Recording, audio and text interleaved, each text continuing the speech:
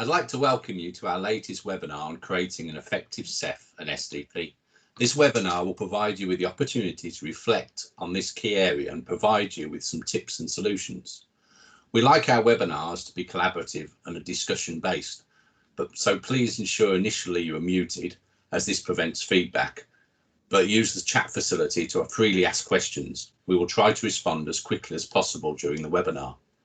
Viewing our webinar today, we have booked a combination of members from our existing IP community, schools and colleges, plus some who may not be aware of the Deventio Education, our IP solution, and the positive impact we are having on transforming teaching in schools and colleges around the world.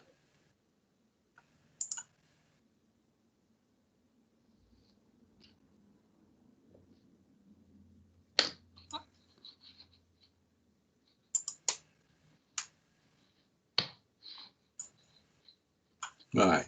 Presenting today's webinar are myself, Andy Goodeve, and Becky Howitt. I have had over 30 years experience in education, and I've worked across a range of socially diverse schools in some of the most deprived areas of the country at senior leadership and headship level.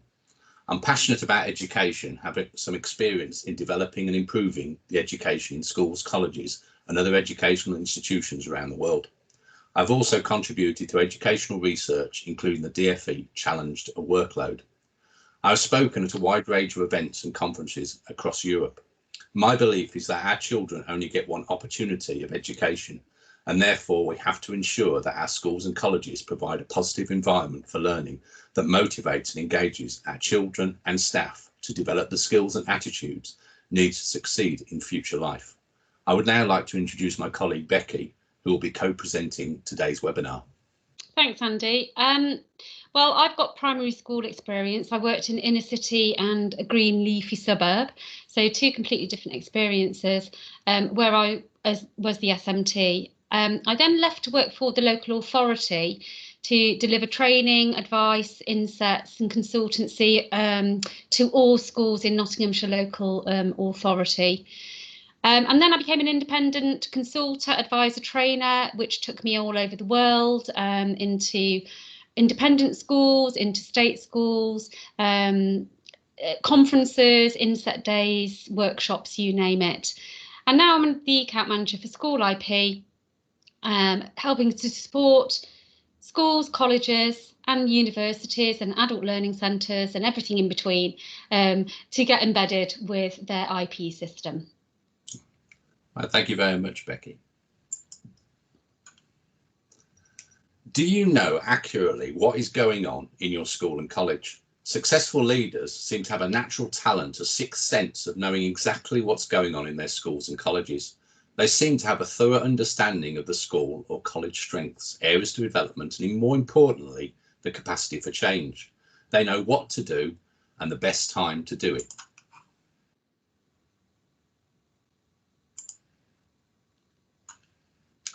The sense of truly knowing what is going on isn't based on an assumption. It's actually based on clear evidence. These leaders may start with a general line of inquiry based on a feeling or a hunch, but they are thorough and are willing to probe, to dig deep, and to ask and keep on asking those probing, challenging questions in order to get an answer. Their initial line of inquiry may change and send them on a different path. There is a culture of no stone is left unturned, where everyone is involved and has a desire and common goal of playing their part to improve the school or college. They work together to find out what is going on, to check, to collect the right evidence and evaluate. It is a supportive, collaborative team process of staff reflection and analysis in which they gain a deeper understanding of themselves professionally, and also they are able to clearly identify the best way forward for their pupils and students for them to achieve their best outcomes.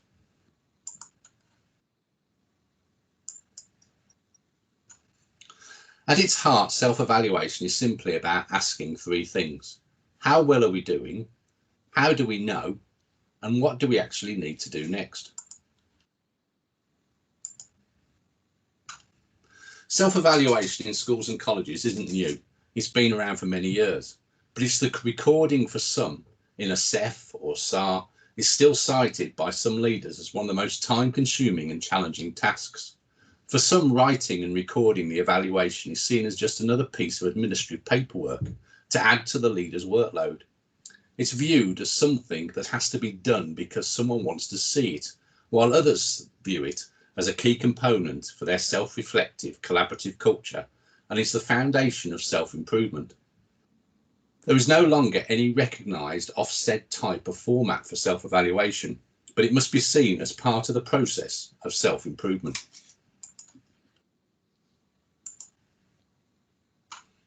Successful schools and colleges use information from self-evaluation as a key component of their cyclical improvement process of planning, implementing, monitoring and evaluating. Plan. Clearly identifying what is going to be done, the strategies to secure future improvement, the resources needed, both staffing and the equipment, and the financial implications. Ensure all those involved have transparency in order to empower them. So many generations and organisations have a plan, but it's not shared with the staff. They don't seem to know what's going on. The key is to plan the correct pace to the plan, not to have too many plates spinning all at once. Implementing and monitoring, creating clear milestones, clearly identifying the key staff and their responsibilities for getting things done and checking progress. Deciding on the appropriate evidence measures that have to be used to measure impact and progress. Ensure monitoring is recorded and the evidence trail created to reduce duplication. So much can be happening, but because unfortunately it becomes a bit like a scattergun approach with staff working independently and evidence not shared. Final sections, evaluation. Clearly and accurately analysing a range of validated and reliable internal and external evidence. It's about the measurable impact and not assumptions. I think more than I know.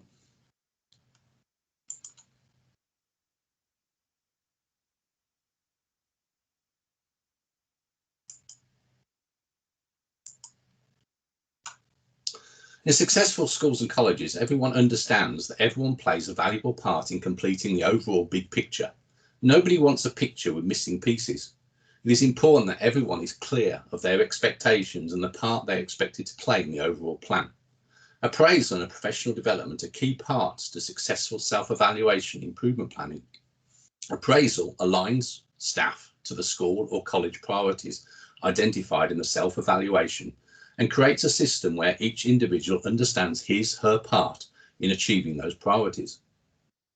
Key priorities are broken down into objectives, each objective subsequently broken down into further activities.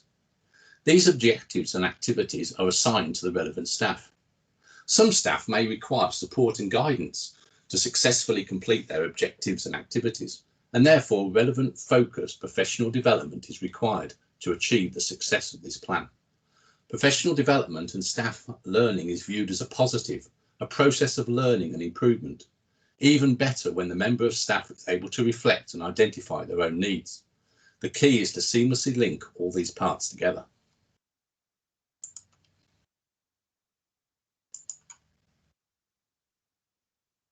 The process of self-evaluation should be seen as a regular part of the school or college's day-to-day routine and working life, not something that occurs at the end of each term. A culture of always wanting to do the best, both from an individual and from an organisation level. Being prepared to continually ask and re-ask fundamental, potentially challenging questions to achieve clarity. Why are we doing that? What is the impact of that? What do we need to do next? Successful self-evaluation evolves over time and brings together the staff team by providing fresh goals, ideas, and developing new skills to improve. Creating a culture of personal and professional development in which each individual takes responsibility and has shared ownership to improve their pedagogy. By learning from each other and understanding what excellence actually looks like, the successful schools and colleges make a clear link between teacher outcomes, the quality of education, appraisal, professional development, and improvement planning.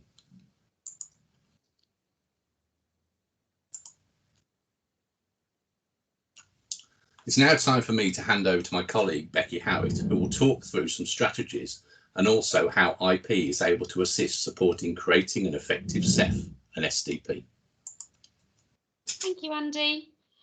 Okay, so what are the benefits of using the evaluation form and development plan, or you might call it improvement plan, in IP? Well, it brings you lots of different benefits. I know that Andy referred to how long these plans usually take, and whatever system you're using, it can, by using IP, reduce the hours and hours spent on creating these plans, producing them, and then analysing the reports. So IP automates a lot of those processes for you. It seamlessly ties together both as the documents in the self-improvement cycle, the SEF and the SDP, and we'll have a look at how that works. It fully automates those procedures as well as others. Completely allows you to ditch the paperwork. So although it does produce reports and analysis, they can easily be shared with anybody, either inside school via the SEF and the SDP functionality in IP, or they can be extracted into files and emailed on. So you never have to print these out again if that's not necessary. So not only do they link together, but they also integrate into the individual staff appraisal targets and objectives. And again, we'll have a look a bit deeper into how that happens. Like I've just mentioned, you can pull off reports and analysis at your fingertips at the click of a mouse. And last but not least, it helps you to disseminate accountability and total clarity across as many members as applicable across your organisation. And you can all be working on that document all at the same time, but with your individual actions assigned. So let's see how this actually looks then in IP. Before we do that, we'll just review the cycle. So in essence, it links the development plan to the self-evaluation and then to individual appraisal targets and back to the development plan and the self-evaluation, and you kind of get the picture how all of those three cogs in turn fit in for your self-improvement cycle. So first, I want to bring your attention to the development plan, and let's just think about the structure of that and how that's structured in IP. So underneath the development plan, you're able to create several of your headliner priorities. These are your main priorities, and you might have 5 or 6 in school currently running at any one time. Now, you have the ability for all staff to see the SDP objectives, and they see those in an individual personal appraisal targets area. Now that brings total clarity to everybody across school. They don't have to be working on the SDP, and it doesn't have to mean much more than just the priority level to them. But it's really useful that all staff know which direction the school's going. So when they're making perhaps their departmental plans or other plans, then it's all aligned. So sitting under each priority, you have the ability to create as many objectives as you need to break down that single priority. And those objectives can be linked to an individual's personal appraisal targets and objectives.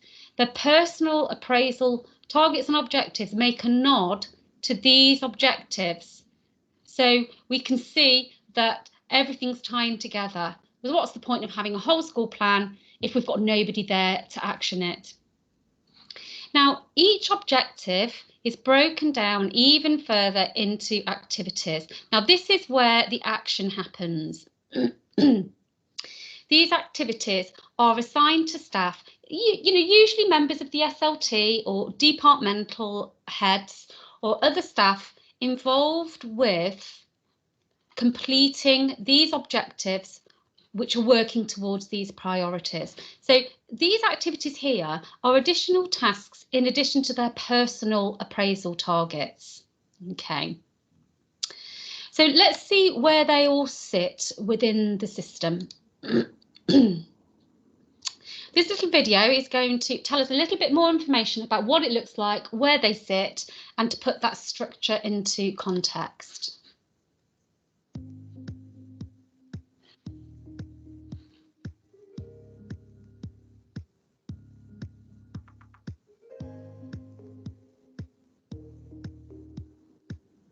School IP supports a three-tiered development plan consisting of whole school priorities, whole school and departmental objectives, and further broken down into activities or tasks.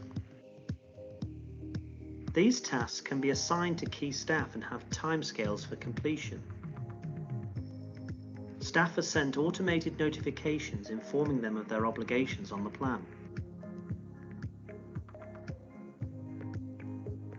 You can filter the plan to a particular department and check that the progress of activities in this plan.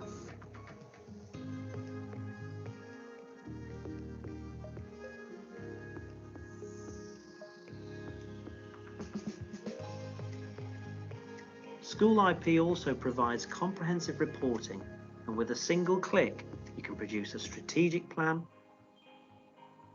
or even an action plan report.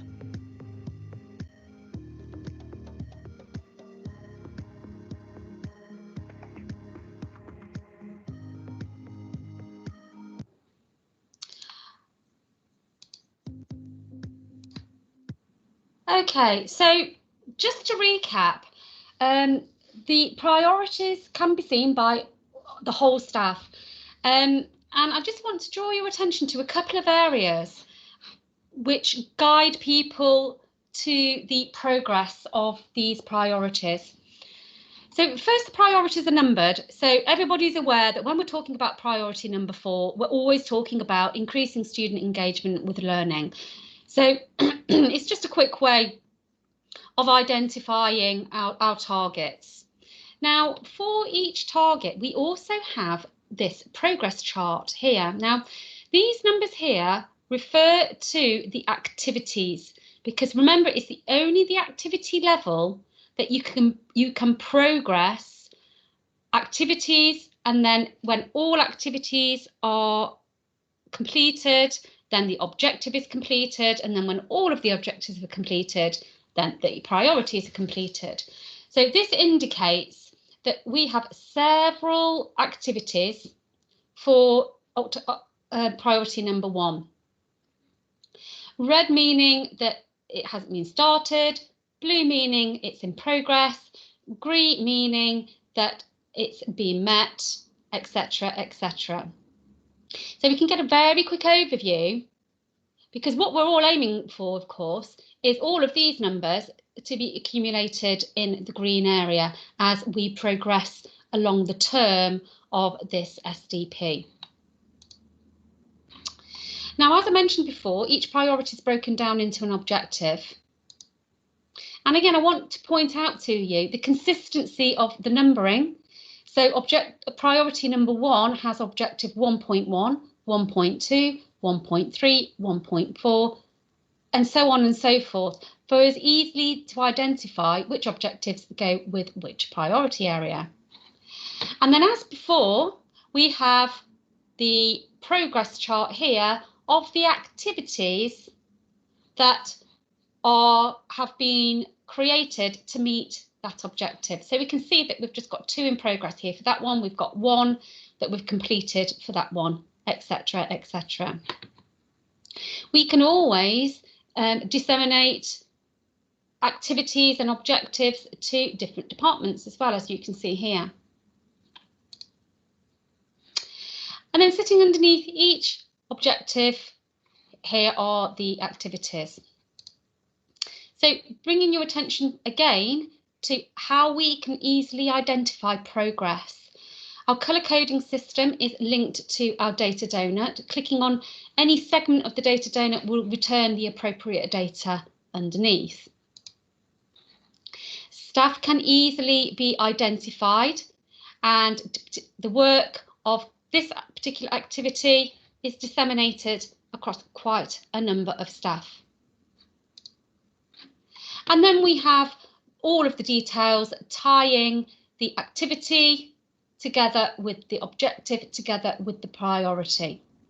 And then we can identify who is the lead person.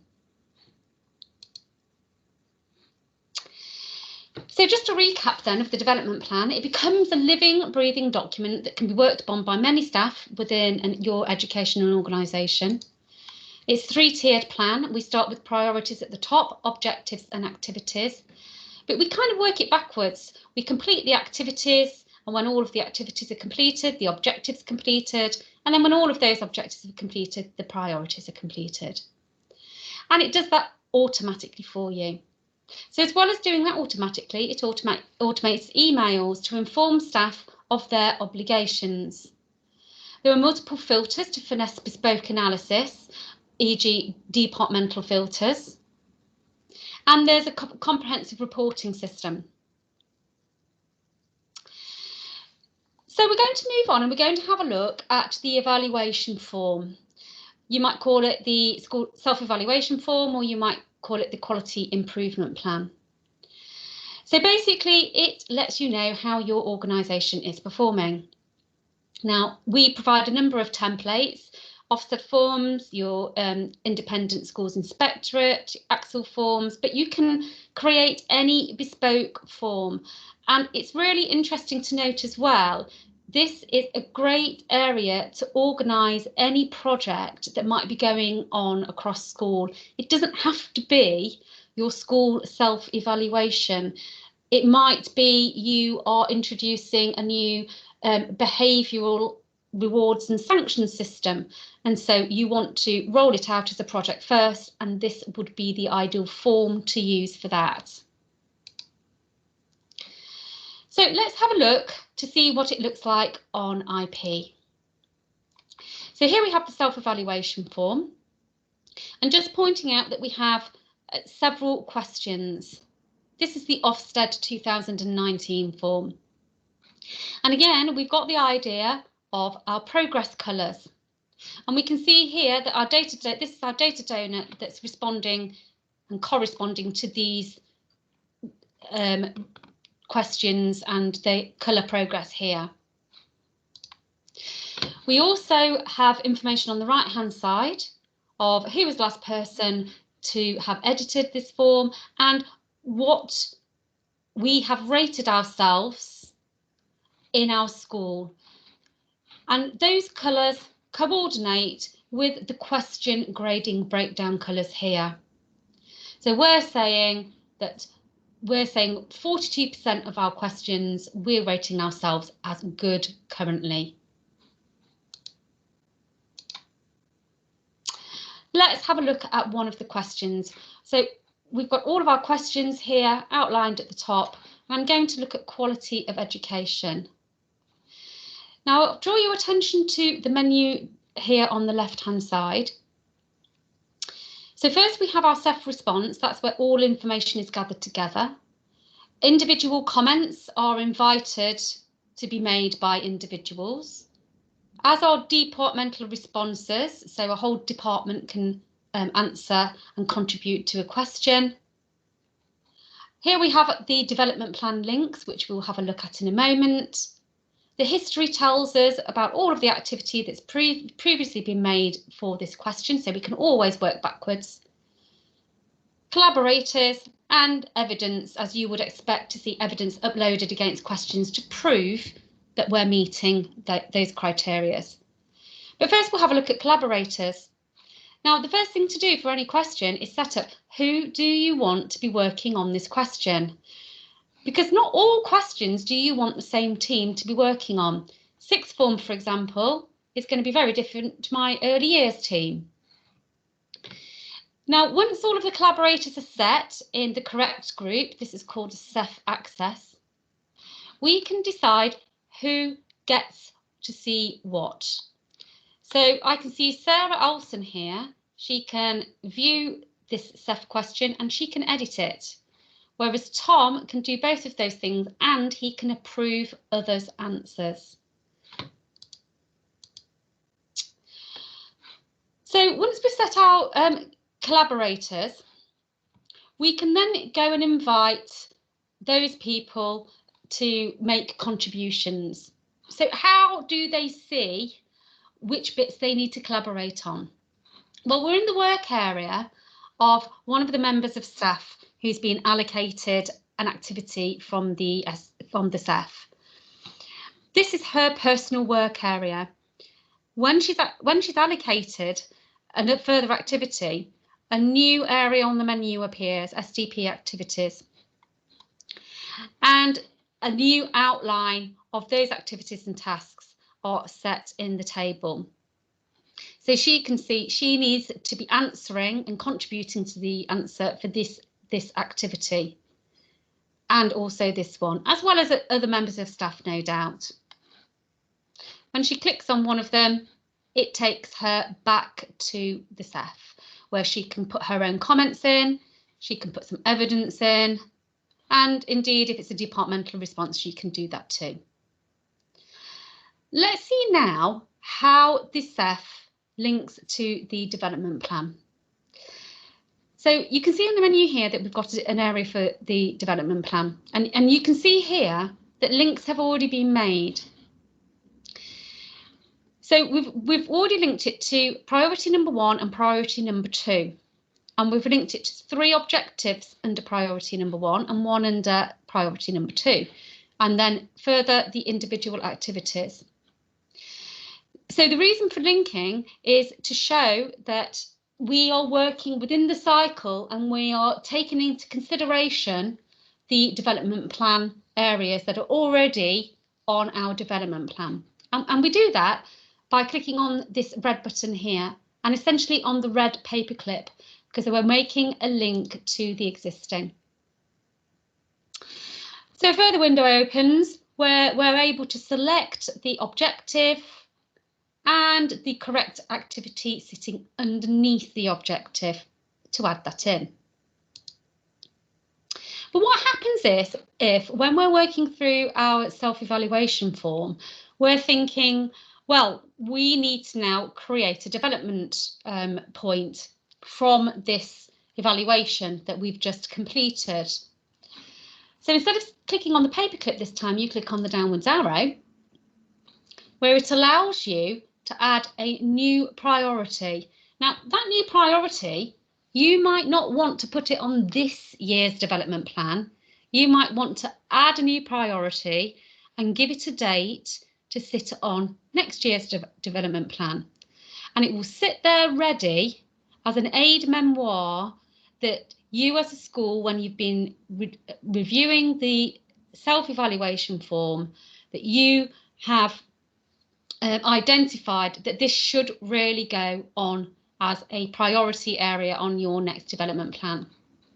You can do the same with objective. You can add an objective to an existing priority, or it can be to a future priority, and the same goes for activity and a future link. So there are lots of ways that you can link both documents to create that cycle. So we've mentioned evaluation form SDP reporting. Now I'll have a look at evaluation form reporting, and it really takes the pain out of any report that you've probably ever produced before. So we can produce a variety of reports. The first one makes sense that it's a whole overview of your SEF, and it will first give an overview of your ratings of how you've rated yourself as a school against the questions on your SEF, and then it will give the detail of that in the report below. A little bit more focused perhaps are the departmental responses. So again, we can see all of the contributions that are being made from the individual departments. And then further focus still are the reports into each individual question. And so here we've got the report for the quality of education question and all of the cumulative evidence to go along with that. So finally, one final integration in that cog of the wheel is integrating personal appraisal targets or objectives to the development plan.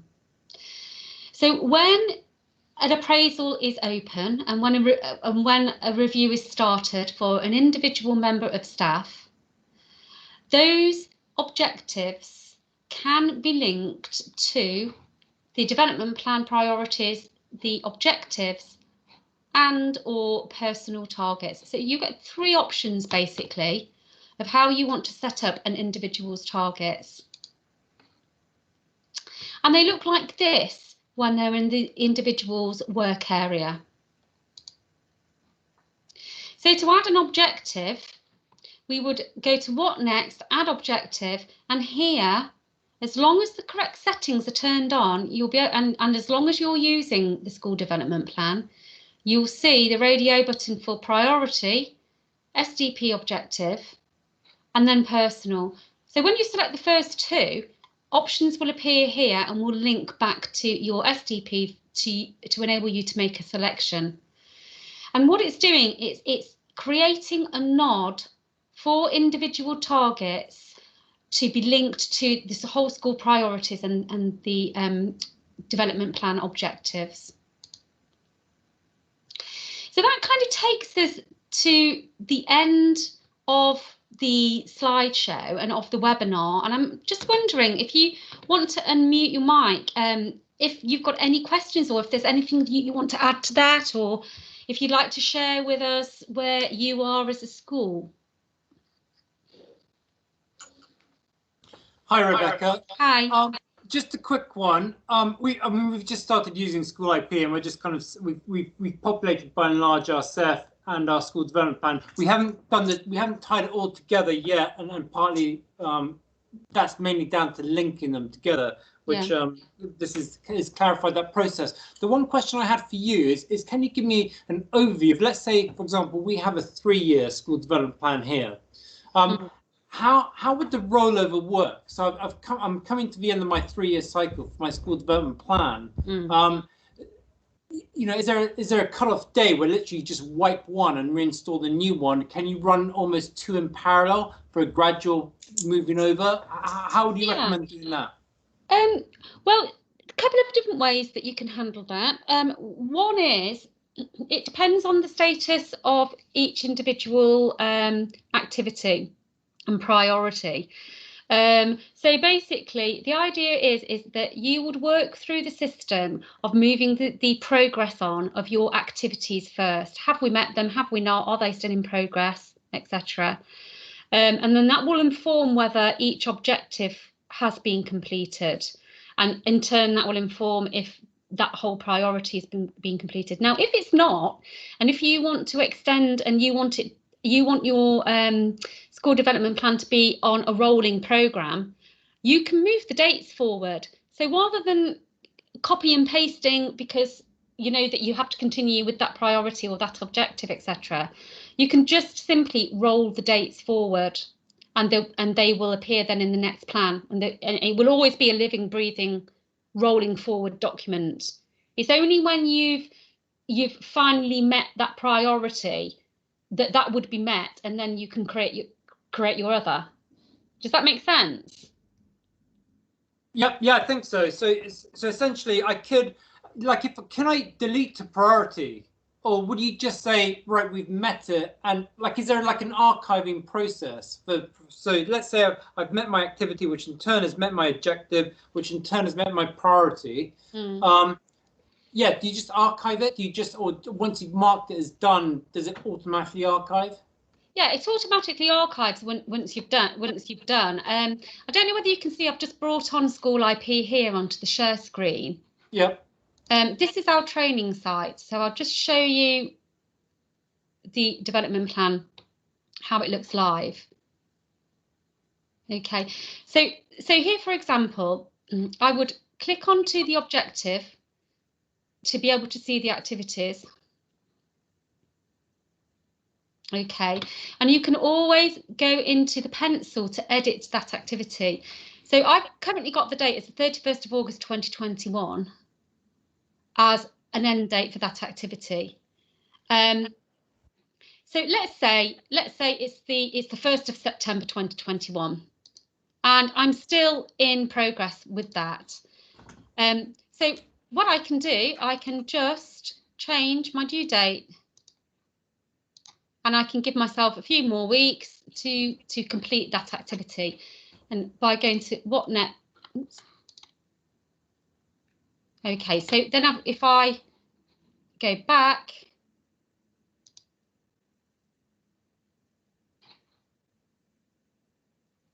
that should have changed. Let me just go. So while Becky's just doing this, just to interrupt, so we've got some schools that have set up part of their school development plan to be like a COVID plan as well. And they've set those for like 12 months. They've got other objectives that they've set for 3 years. I've got another school that set some objectives in their system for 5 years. So the whole point about it just becomes a forever open document that you end up having certain different time spans, and you can edit them as you go along. Yeah. Okay, get it. So you essentially, you've either met the progress, or you can start a new priority, new objective, new activity, or you can extend the date of every single one, or half of them, or a fraction of them, etc. Yeah, absolutely. So you have to start with the priority first to extend the date on the priority, and then the particular objective underneath of that, and then you can extend the date of the activity. Okay. It makes sense doing it that way because you're it's a box within a box kind of attitude. So that's how you can create, and you can make the development plan a living, breathing document. And then, of course, when you've got your SEF up and running, it's the paperclip and the drop down arrow that will then link your SEF to the development plan even further. So if we've got the SEF open here,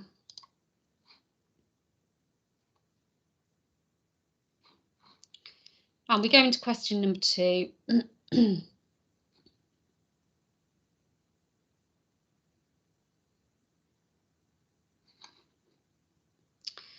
Okay, so we can see that we've got a whole SEF comment here, and all of that comment has been accumulated from individual comments that the individuals are making and the departments are making. And when we review that, we go back to the SEF response and update the SEF response, and we'd probably update where we think we're at, so we can change our self-grading at any one time. But it's when we get to the development plan here that we can start making the links. And so this is the idea that we can either link it to an existing objective or activity that's already written on the plan. Okay, so let's select the correct activity and we'll add it there. Okay, or we can think, well, actually, this is one of those wider areas that I do now need to create a completely fresh activity, and it needs to go under that one. So whilst you're working on the SEF, you can be working in the background on the SDP. Does that make sense? Yeah, so that will feed automatically. So that activity, so you can actually almost edit within the SEF, the school development plan. Absolutely. Yeah. So I've just created one there called test under objective 1.3. Okay, so if I go back to the development plan,